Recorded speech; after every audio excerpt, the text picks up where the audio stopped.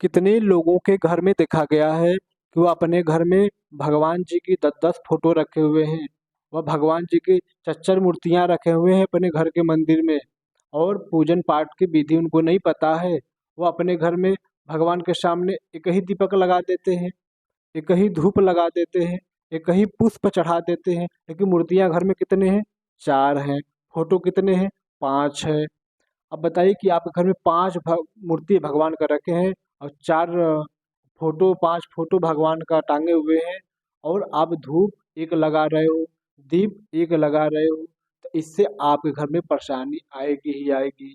क्योंकि आपको पूजा पाठ की विधि नहीं पता है कि आपके घर में देवी देवता है तो उस देवी देवता का पूजा पाठ कैसे किया जाता है। अगर उस नियम को आप नहीं जानते हो, तो आपके घर में भूत प्रेत ही वास करेंगे। आपके घर में देवी देवता वास नहीं करेंगे, देवी देवता आपका घर छोड़ देंगे। देखिए, जब हम घर में भगवान की मूर्तियाँ लाते हैं, चाहे 1 लाओ, चाहे 4 लाओ, चाहे 10 लाओ, लेकिन शास्त्र कहता है कि जितनी भी मूर्तियाँ आपके घर में है देवी देवता का, सबको अलग-अलग दीप लगाओ, सबको अलग-अलग धूप लगाओ, सब भगवान को अलग-अलग पुष्प चढ़ाओ, तब वहाँ पर देवी देवता की कृपा होती है। अगर आपके घर में 5 मेहमान आए हैं, 5 अतिथि आए हैं, आप एक ही थाली में परोस दोगे कि एक ही थाली में सब लोग भोजन कर लो, कोई खाएगा? शायद कोई नहीं खाएगा। ऐसे ही आप देवी देवता के सामने एक ही धूप लगा देते हो, एक ही पुष्प चढ़ा देते हो, एक ही दीप लगा देते हो, और देवी देवता आप तमाम रखे हो घर में। अगर आपके अंदर क्षमता नहीं है कि मैं सारे देवी देवता को दीप नहीं लगा सकता हूँ, धूप नहीं लगा सकता हूँ, तो आप एक ही देवी देवता को रखो। किसी एक भगवान को रख लो अपने घर में, और उन्हीं का धूप दीप उन्हीं का करो, उन्हीं का सेवा करो, उन्हीं का पूजा पाठ करो, और उनकी कृपा आपके ऊपर होगी खूब, और आपकी हर मनोकामना भगवान पूरा करेंगे। मैं मना नहीं करता हूँ कि आप देवी देवता घर में मत रखिए, उनका फोटो मत रखो, उनका मूर्ति मत रखो, आप 100 ठो रखो, लेकिन भाई उसकी पूजा पाठ की विधि भी आपको पता होना चाहिए। आप मान लीजिए 10 मूर्ति रख लिए घर में, आप एक ही धूप लगा रहे हो, अब घर में बहुत परेशानी, भूत प्रेत का वास हो गया, दिक्कत हुई ना। मैं आप लोग को वीडियो के माध्यम से शास्त्र की बातें बताता हूँ, शास्त्र के नियम बताता हूँ, ताकि आप जानिए, और अपने त्रुटि में जो आप गलतियाँ कर रहे हैं, जो आप त्रुटि कर रहे हैं, उसमें सुधार लाइए, और देवी देवता का खूब कृपा पाइए।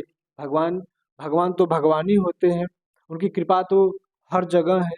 लेकिन देखिए, हर चीज़ का एक नियम होता है, जो शास्त्र में देखो, शास्त्र की बात बता रहा हूँ, शास्त्र में जो उपाय बताए गए कि पूजा पाठ कैसे किया जाता है, तो मैं जहाँ तक देखा भी हूँ, कितने लोग बहुत ज़्यादा घर में देवी देवता का फोटो रखते हैं, लेकिन पूजा पाठ नहीं कर पाते हैं। मैं देखा हूँ कि उनके घर में बहुत परेशानी उत्पन्न होती है। कोई न कोई उनके घर में, कोई न कोई हमेशा बीमार होता रहता है, किसी न किसी प्रकार की उनको दिक्कतें होती रहती है। तो ये सब क्या है? ये सब एक छोटी-छोटी कमियाँ जो हम करते हैं, जो त्रुटियाँ करते हैं अपने घर में, जो अपने घर में मूर्तियाँ रखे हुए हैं, आपको तो नहीं पता है कि हमारे घर में इतनी समस्या आ कैसे रही है, लोग पारी का पारा बीमार क्यों हो रहे हैं, हमारे घर में आर्थिक तंगी क्यों हो रही है। तो देखिए, अगर आपको नहीं पता होगा, तो आप सोचोगे कि बस ऐसे ही हो रहा है, लेकिन आपके घर में गरीबी आती चली जाती है, और जो आप गलतियाँ कर रहे हैं, वो गलतियाँ पे गलतियाँ करते रहते हैं, तो आपकी समस्याओं में सुधार नहीं हो पाती है। तब कहीं हाथ दिखाओगे, कहीं ओझा वैद्य के पास जाओगे, उसका समाधान वहाँ से थोड़ी ना होगा। जब किसी त्रिकालदर्शी संत महात्माओं के पास जाते हो, तब वो बताते हैं कि आपके घर में ऐसी-ऐसी दिक्कतें हैं, अब इसका सुधार करो। हमारे यहाँ तो कितने लोग आते हैं, कितने लोगों के घर में सुधार करवाया हूँ, 10-10 मूर्तियाँ रखे हैं, 5-5 फोटो रखे हुए हैं, और बहुत परेशान है, लेकिन उनको पता ही नहीं परेशानी कहाँ से आई है। ओझा के पास जा रहे हैं तो भूत बता रहा है, कहीं लोग हाथ दिखा रहे हैं कि मुझे कोई ग्रह कोई रुष्ट तो नहीं हो गया है, कहीं साढ़े साती तो नहीं हो गया है, लेकिन दिक्कत तो कहीं और से है। तो मैं आप लोग को वीडियो के माध्यम से यही बताना चाहता हूँ कि अगर आप इस गलती को कर रहे हैं, तो इस वीडियो को देखिए और उस गलती को सुधारिए, और आपका जीवन खुशहाल रहे। आपके घर में माता लक्ष्मी की कृपा हो, जो आप देवी देवता घर में रखे हैं, उनका खूब कृपा बना हो। इसलिए घर में उतने ही देवी देवता रखो जितने आप पूजा पाठ कर सको। कितने लोगों को तो मैं देखा हूँ कि कभी-कभी दीपक लगाते हैं तो हाथ में उनके घी लगा रहता है, वैसे ही दीपक लगा देते हैं। जब भी आप दीपक लगाइए, अगर हाथ में आपके हाथ में घी लग गया है तो उसको धो के आइए, क्योंकि अगर घी लगा हुआ हाथ में आप दीपक लगा रहे हो तो आप घर में दरिद्रता आ जाएगी। देवी देवता उस दीपक को नहीं स्वीकारते हैं जो आप जला रहे हो अपनी मनोकामना के लिए। तो देखिए, लक्ष्मी माता लक्ष्मी की बड़ी बहन दरिद्रता है ना।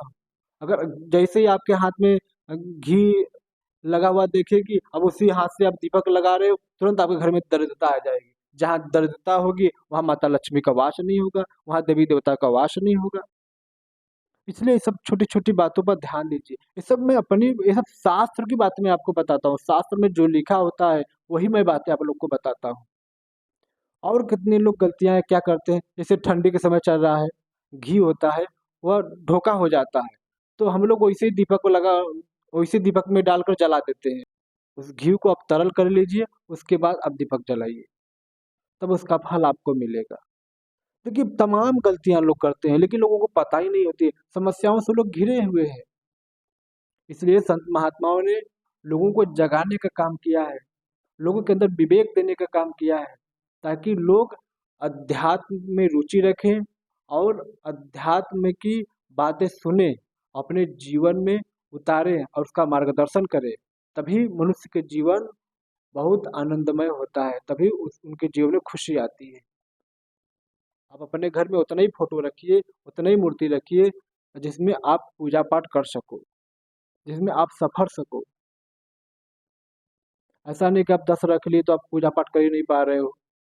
तो आप एक ही रखो, लेकिन अच्छे से पूजा पाठ घर में करिए।